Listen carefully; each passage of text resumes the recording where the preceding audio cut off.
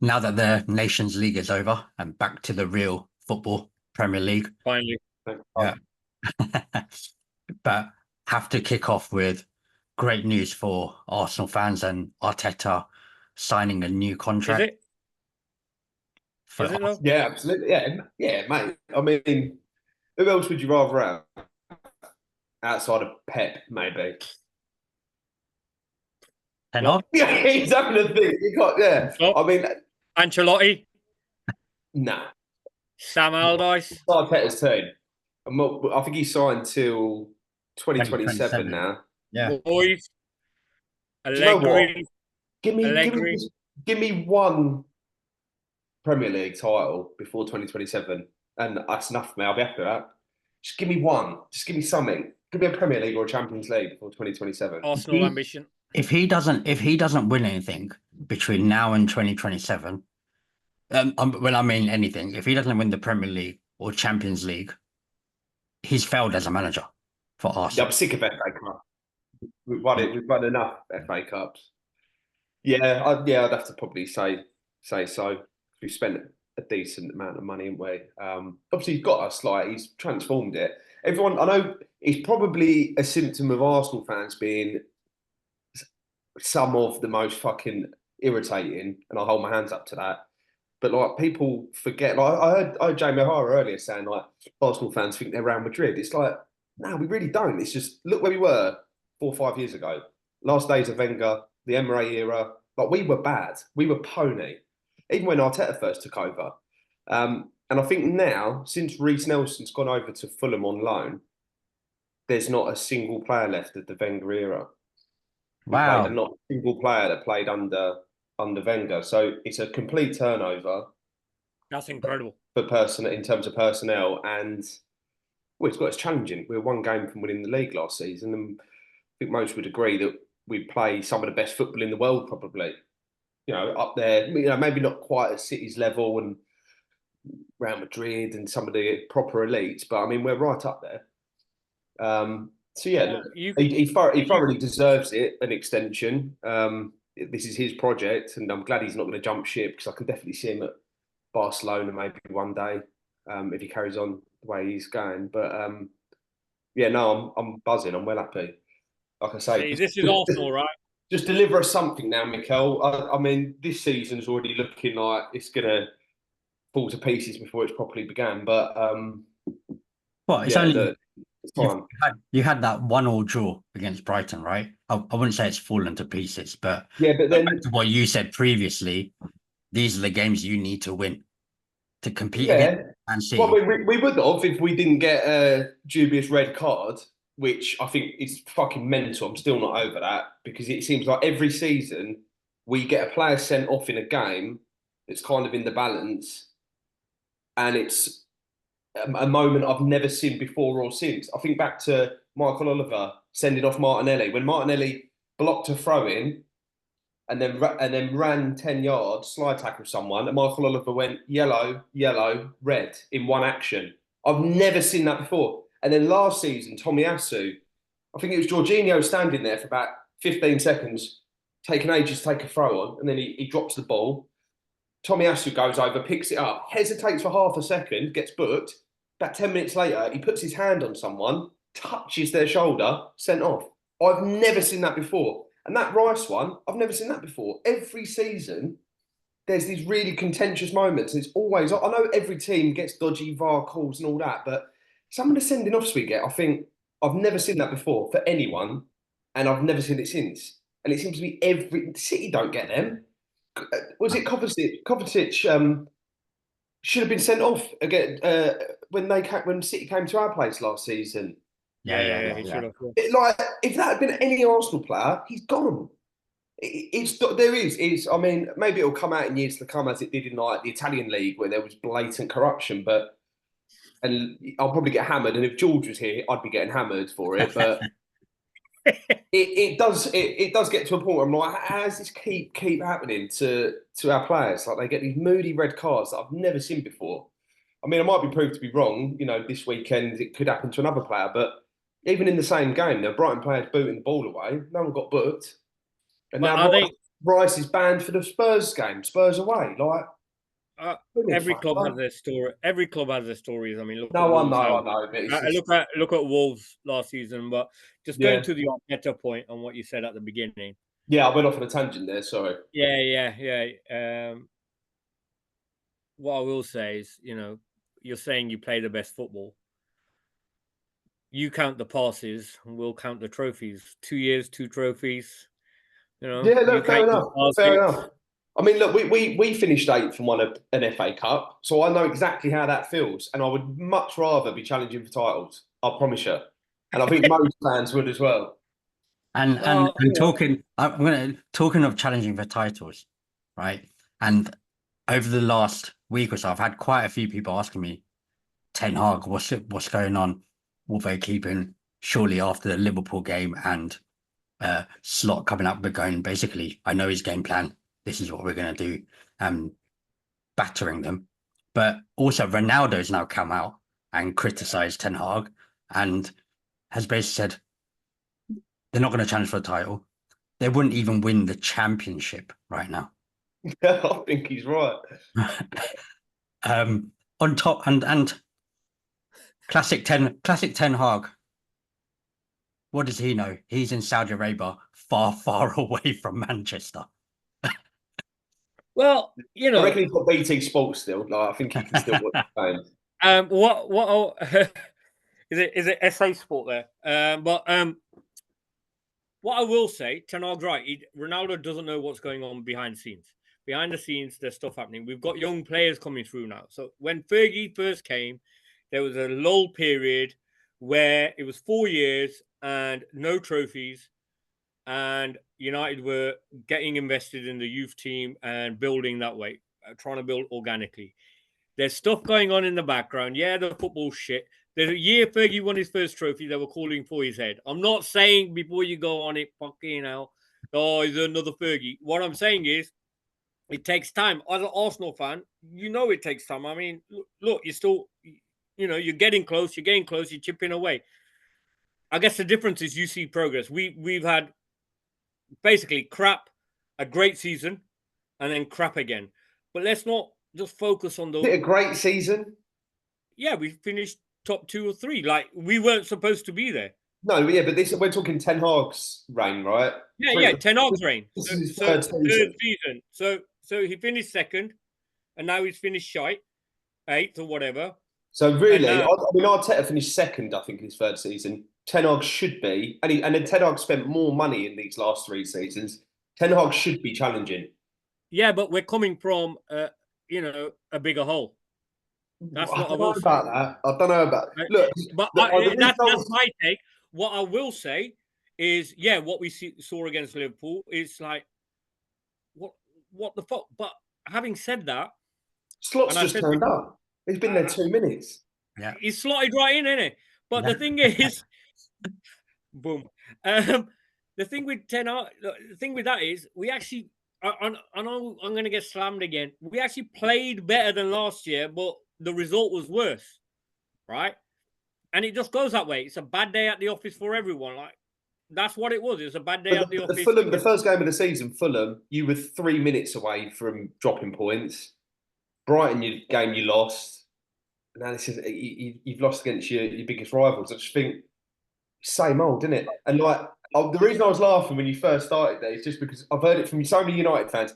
Every season there's a narrative, there's a reason. Like one season it's like, oh, there's bad eggs in the dressing room. That's why everything's injuries. Last season was injuries, and I'm just waiting for the narrative. They're trying to fight. You can see they're feeling out for one. They're looking for a reason now. Right, what are we going to blame this season when it all falls apart? No, I'm not going to blame anything. Anything but Ten Hag. Anything but the gaffer. No, if he doesn't finish top 4 this season, he's got to go. Right? He's got to go because, as you said, he spent enough money. It's his team now. You can't even say it's not his team. It's his team, right? And it's him, whatever the support is now. They've decided to sign 5 players that would basically go. So you're changing half the team, right? They brought in 5 players, so it's his team. If he doesn't get right this season, top 4, he's got to go. It's really that simple. Do you know what it is? I do believe he should be given. You're going to laugh, but he should be given the season. You give him the season. If I was a United fan, I'd want him gone. Just like some of the decisions he makes. He's pulling Garnacho off and leaving Rashford on, who's stinking up the place. He keeps changing his centre halves mid-game or like in the 60th, 70th minute, trying to crowbar Delict in. And it's like, just keep, no other team doesn't keep your centre halves. You might pull off your, I agree. You might add another centre half. What are you doing? Keep changing it up and then you go and concede. I agree with that. I mean, the one that bewilders me is if you bring in another centre half on, Martinez can play in front of the back two. Martinez, right? Back five. So, if you're up back, but if you're trying to do that, just put Martinez in front of the back two. You've got your centre. Swap Martinez out. Bring a centre half in, and there you've got a solid triangle. And get rid of Casemiro. Sack off Casemiro. He had a bad game. He had a bad day at the office. He did have a bad day at the office. And going back to what I said last time, his wife had to save him on. No, it's not saving him. It's putting saying, I still love you and whatever else, and then putting a photo of all of his trophies that he's won. See how many there were, though. Remember, see how many there were. There were loads, but going back to what David Villa's dad said, a trophy doesn't really count if you're not on the pitch and you're sitting on the bench. Listen, first of all, David Villa doesn't know United. Secondly, that's now this year. These people don't know United. Ronaldo's too far away. They can't see. But what I'm saying is, look, Casemiro had a bad day at the office. It'll be all right. Look, the next game we've got Ugarte in, so Casemiro will be rested. Casemiro will be, I hate to say it, he's going to be a good guy to bring on just to shore things up alongside Ugarte. And that's got to be his role. So Ugarte's going to be the saviour. He's going to see you go from bang average mid-table to top four, do you think? I think he'll be an important cog in that turnaround. In that mess. And Højlund coming back. Yeah. Højlund coming back. He's been getting trained by RVN. Ruud's been spending time with Højlund. He's going to come back a machine. He's going to be amazing. What about Xerxes, though? Where does Xerxes go? Xerxes will slot in behind. He'll be coming on off the bench. See, I mean, look at the depth. And this is why I'm saying if he doesn't get it right this year, he's got to go. It's got to happen this year. I hope they keep him. I hope they keep him for the full season. I really do. I know he's had a bad start to the season, and I know there's a lot of similarity. I'm not even going to deny it. Like, I'm not going to do a 10 hour and deny it. Yeah, we've been shocking. Fulham, we were okay. I think we were okay. You could see what he's trying to do. But the problem is, last season, we couldn't even see it. So I can see what he's trying to do. He's got to get it right quick. The other problem is, like you said about Arteta, like, who else would you go for? Who else would we go for? There's nobody out there, right? So it's just not happening. The only thing I can say is if it carries on and it's dog shit, like coming up to November, Christmas, like we're really bad, and we carry on this ratio of 2 defeats, blah, blah, 2 and 3. RVN's there. He'll take over. He'll be like the interim boss till the end of the season if it does happen. I think that's how it'll play out. Because what I can't understand, this would give me the is I've said it before, when you have a stinker and then it used to bug me about him, but now it makes me laugh because I think actually he's just a weird bloke. But he's like, no, we controlled the game, we were better, we had better moments, they were maybe a little bit lucky. And it's like, you got battered 4-0, mate. What are you talking about? But I think he believes it. It sounds a bit like Cully. Yeah, but it's really mental. But like, imagine if that was your manager, you're going, are you all right, mate? Like, it would be weird. It's strange, but I think he's just a bit of an odd bloke. No, well, I'm not saying we played well. I just want to clarify. I'm not saying we played well. I'm saying we played better than last season. And last season was a complete write-off. You don't know what you're getting game to game. And that's what we've got so far, right? So, yeah, all I'm saying is he needs to get it right now. He needs to get it right immediately because... If Southampton beat you on Saturday morning, dodgy, early kickoff, which I hate it when we're playing an early kickoff because they're just always cursed. Yeah, and if the result goes wrong, it ruins your weekend, right? And as a United fan, it's more likely it's to... great when you win it because then you can just rest, relax and watch other games. But if Southampton were to beat you, I think 90% of United fans will turn on him. Yeah. And then I can cash in. I've put the bet down early. Ten Hag, I What? said it. He'll be first manager to go out. I said by Christmas he'll be out. I can see it. Yeah. I don't know what your lineup is between now and October, November, but if it's the whole dipping, win one, draw one, lose two, and whatever else, he needs. you're out. What I will say, he needs to go on a run, right? Yes. Yeah.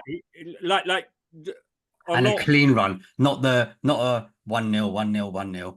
Well, he's done that before. He's had a little run, but they've been like outplayed and nicked to 1-0 or nicked to 2-1. Yeah. And it's papered over the cracks. We got Palace, then Spurs, right? So you've got what? Southampton away. Palace. Yeah, away. Yeah. Palace away. Spurs at home. I'm not gonna lie, I can see you winning one of those. But this is the thing, right? Really, he should be winning all three. He needs to. He needs to. Going back to what Cully said, with the team they have on paper and options, he should be winning all three. It's his team. No, but this is what I'm saying. It's his team now. Like he's got rid of people. I'm not saying You'll beat Southampton. You will beat Southampton. Palace they ended the season really well. And they looked really strong, and the pundits were picking them for to challenge for Europe. But they've had a bit of a shaky start, and they've humped a couple of times. But they've got some good players, and they're well set up. And what they need is, I hate Spurs to say United this. will be a good game. I hate to say this because I've been slamming you about passes and World Cup trophies. We need good performances, man. Okay, let me be completely honest. It'd be really nice to watch a game where we're just in control of the game. Weirdly enough, the Liverpool game, Man United had more possession. Yeah, this is what I mean. That doesn't count for anything, though. You lost. I know that. But Brian used to say he doesn't care. 9/10 of the Lloyd's possession. He's like, well, I'll take the other 10th, right? It doesn't matter. But as a United fan, I just want to watch a game where we're in control, and it's like, oh, look, see nice patterns of play. We're attacking. Do you know what? There was many years. I don't know about the old United. I just want to see. The problem is, Cully, you're going to be in control, but it's still going to end 0-0. That's the thing. And when I say control game, I mean have a good win. Yeah. I mean, maybe I can't remember the last time we've actually had a solid 3-0. Yeah, there was years towards the end of Wenger and the beginning of and the Emery period, and then start of Arteta. I remember going to games thinking, when was the last time we just turned up and just didn't have to get out of second gear and just pump someone 4-0? Yeah. It's only in the last couple of seasons where now they're pretty routine. There's certain games at home where you're like, we will pump these 4-0. Yeah. You put the bet on more than. Yeah, it's nice. That must be how City fans feel every week. It must be so relaxing and just chill to watch football. But when you think a 2-0 wins a shit result. Yeah. I mean, I'll take even 2-0. I'll take 2-0 against Southampton. I'll take 2-0 against Southampton. Yeah. On that note,